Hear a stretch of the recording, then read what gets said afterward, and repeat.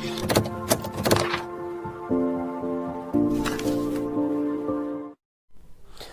की जो हमारी जो वीडियो है वो एक्सरसाइज 10.2 पे है एनसीईआरटी की।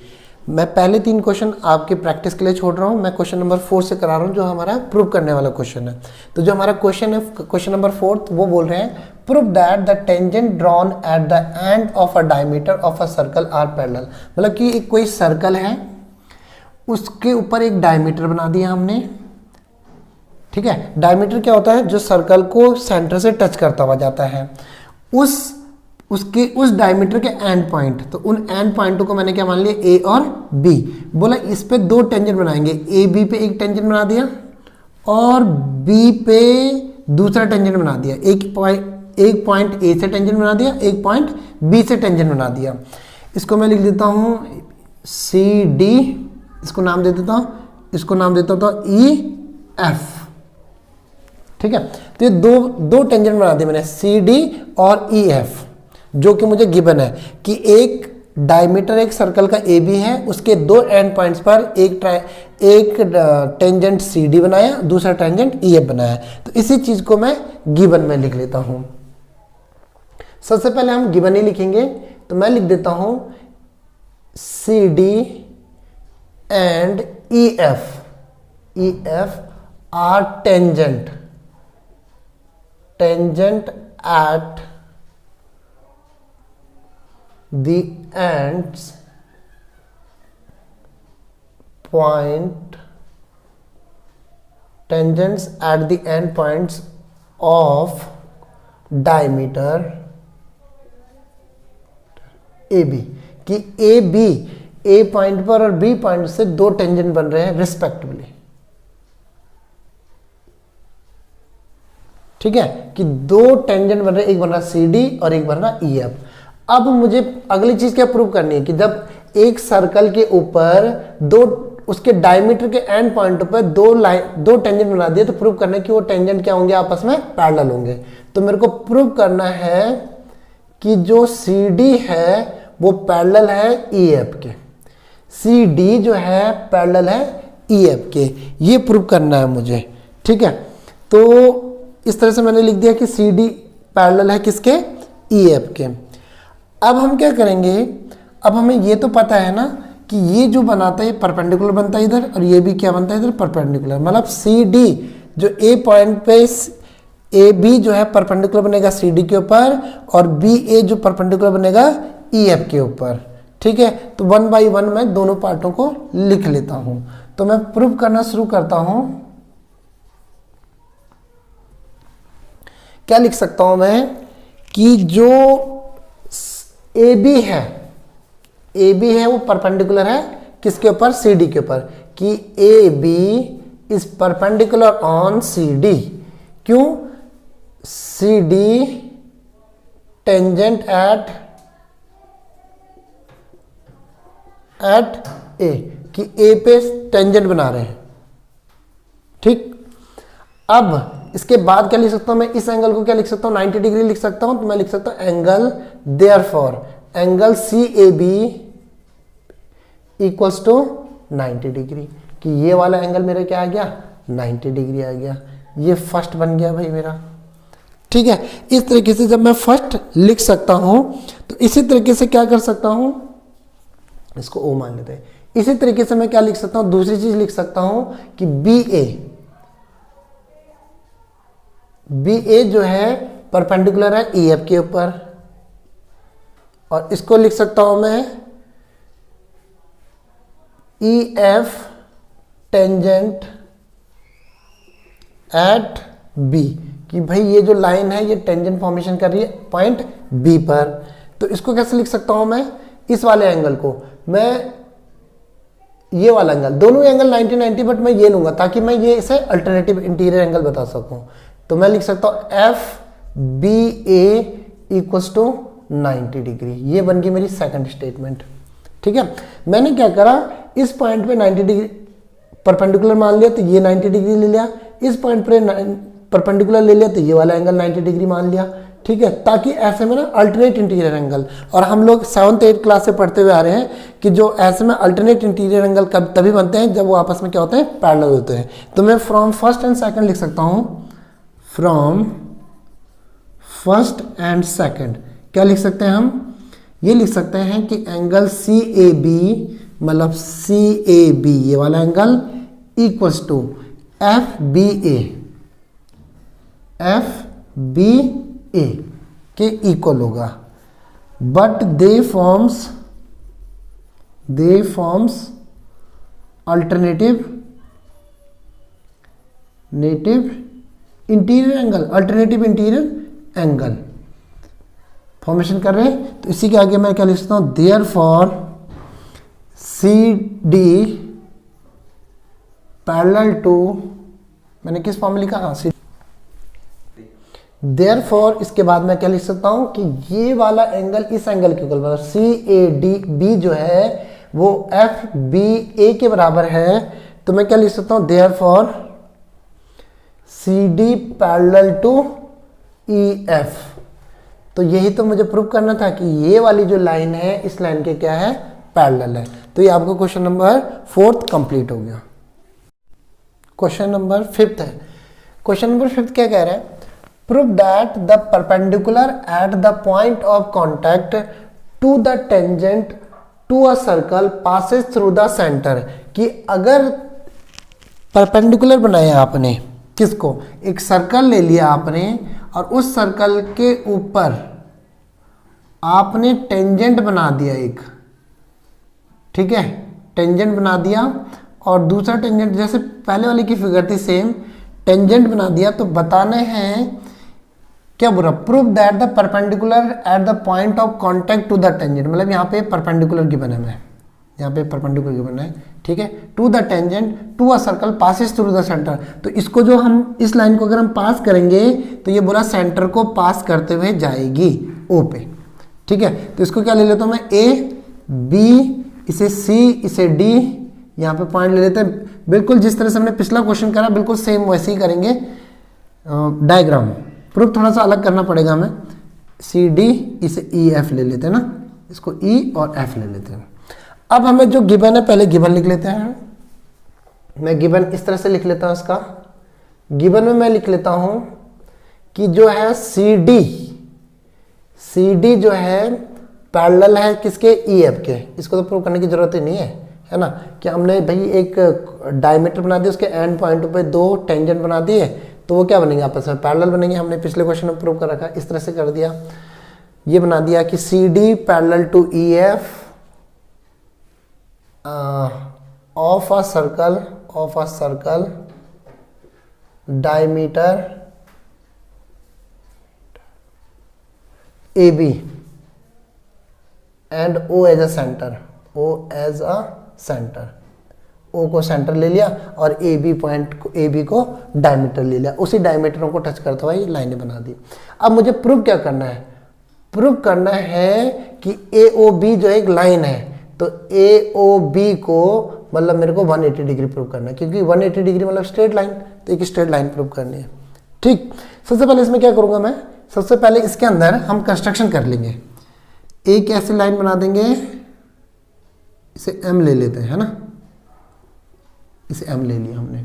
तो सबसे पहले मैं कंस्ट्रक्शन में लिख लेते हैं, यहां पे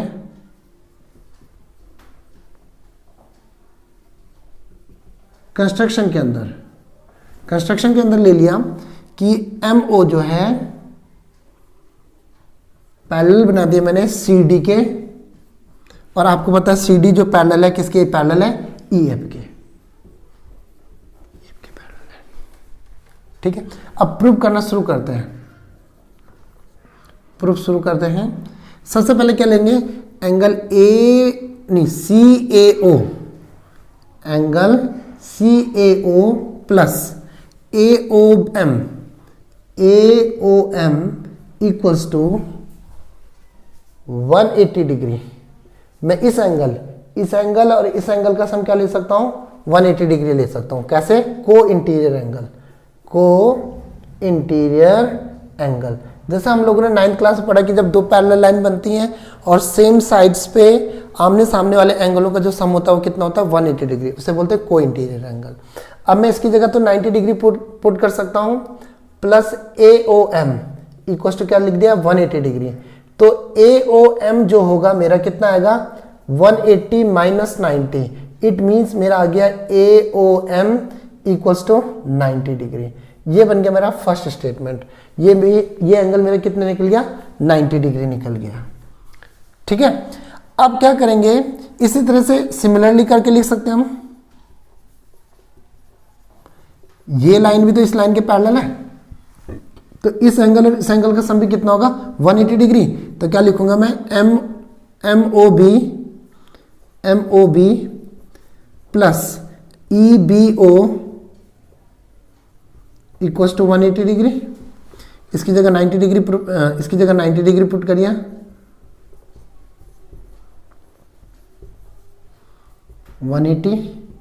तो MOB कितना आ जाएगा आपका 90 डिग्री आ जाएगा, 90 उधर जाकर के लेस हो जाएगा, तो ये हो गया सेकंड।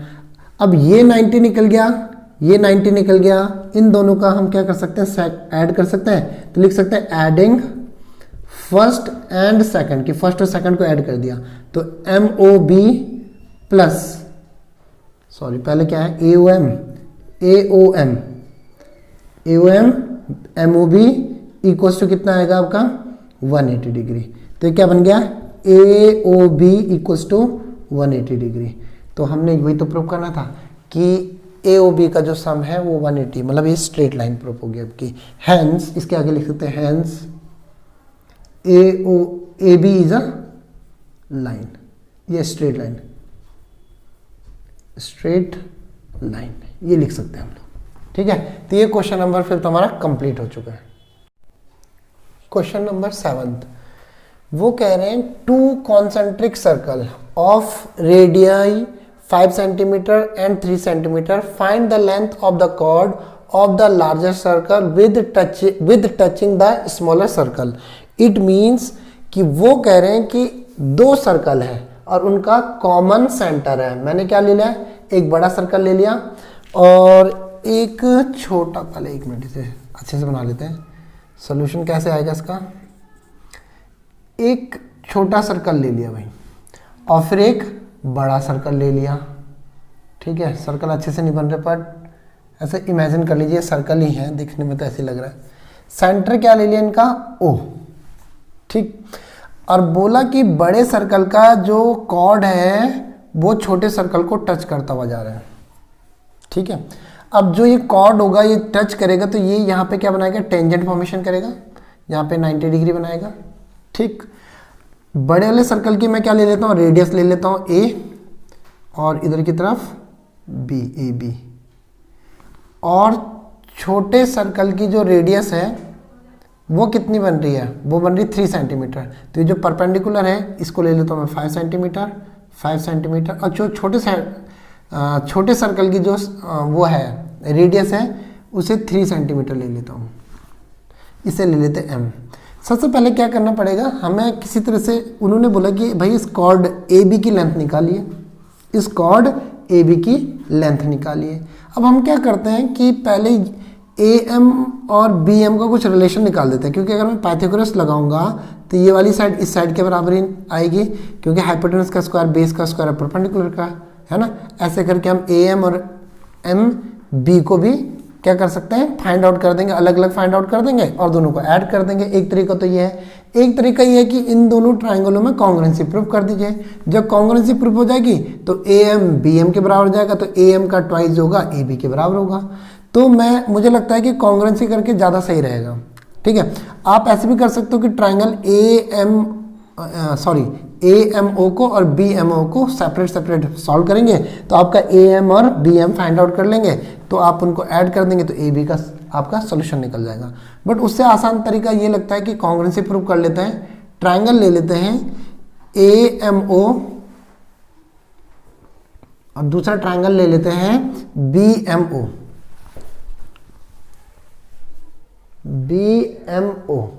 AMO में ये 90 डिग्री और BMO में ये 90 डिग्री, तो मैं ले लेता हूँ AMO equals to BMO 90 degree each. ठीक है जी, क्योंकि टेंजेंट फॉर्मेशन हो रही है यहाँ पे। फिर मैं क्या लिख सकता हूँ, जो AO है वो किसके बराबर है, BO के बराबर है। Radius of same circle, radii of same circle. उसके बाद क्या लिख सकता हूं, MO कॉमन हो जाएगा, कॉमन से प्रूव कर दी ना, MO कॉमन हो जाएगा। ठीक है, देयरफॉर क्या लिख सकते हैं, triangle AMO is congruent to triangle BMO by RHS। Right angle hypotenuse side से हो रहा नहीं हो रहा है, AMO 90 degree, BMO 90 degree. AMO का हाइपोटेन्यूज AO और BMO का हाइपोटेन्यूज BO आपस में इक्वल है, और एक साइड आपने MO कॉमन दिखा दी, तो ये दोनों ट्रायंगल क्या हो गया, आपस में कॉन्ग्रुएंट प्रूफ हो गए। तो इससे क्या लिख सकता हूं मैं, AM equals to BM CP CT हो गया। अब इसका यूज करके हम क्या कर सकते हैं, AM की पहले AM की लेंथ निकाल लेंगे, और जब AM की लेंथ निकल जाएगी हमारी तो फिर हम क्या करेंगे, इसका डबल कर देंगे तो BM के AB के बराबर हो जाएगा। तो मैं ले लेता हूं अब in triangle AMO hypotenuse base और परपेंडिकुलर का रिलेशन रख दिया मैंने पाइथागोरस से। अब मेरा यहाँ पे क्या आएगा, AO बेस कितना होगा AM, परपेंडिकुलर क्या ले लिया OM, है ना। यहाँ पे कितना आ गया 5 का स्क्वायर, यहाँ पे कितना आ गया AM को कितना ले सकता हूँ, वो तो निकालना ही है मुझे। और OM कितना है, OM है 3, ये कितना हो गया 25, AM का स्क्वायर, और ये कितना हो गया आपका 9। 25 में से 9 जाएगा तो AM के स्क्वायर के बराबर लिख देंगे उसे, जो कि कितना बनता है 16। रूट हटाएंगे, यहाँ से स्क्वायर हटाएंगे, यहाँ पे रूट लगा देंगे, तो AM equal to root 16 plus minus 4 AM। Distance से तो हम किस में लेंगे, पॉजिटिव में लेंगे, तो AM इक्वल टू 4 सेंटीमीटर। अब A से M तक की जो डिस्टेंस निकला वो निकला 4 सेंटीमीटर। अब मैं क्या लिख सकता हूँ, but AM equal to BM लिख सकता हूँ कि जो AM है BM के बराबर है, तो देयरफॉर AB इक्वल टू क्या होगा, AM प्लस BM। कि AM जो है, मैंने लिखा कि AM जो है BM के बराबर है, तो AB की जो लेंथ होगी वो AM प्लस BM के बराबर होगी। अब इन दोनों को ऐड कर दूंगा मैं, तो ये तो दोनों बराबर ही हैं, तो मैं क्या लिख सकता हूँ, AM प्लस AM लिख सकता हूँ, BM को भी AM लिख सकता हूँ, ट्वाइस ऑफ AM। जो AB होगा वो ट्वाइस ऑफ AB होगा, तो AB जो होगा वो ट्वाइस ऑफ AM होगा, तो 2 × 4 दैट इज 8 सेंटीमीटर। जो कॉर्ड की लेंथ निकल गई हमारी वो निकल गई 8 सेंटीमीटर। ये तरीका भी है, या तो आप दोनों सेपरेटली पाइथागोरस थ्योरम लगा करके भी सॉल्व कर सकते थे। तो क्वेश्चन नंबर 7 हमारा कंप्लीट हो गया।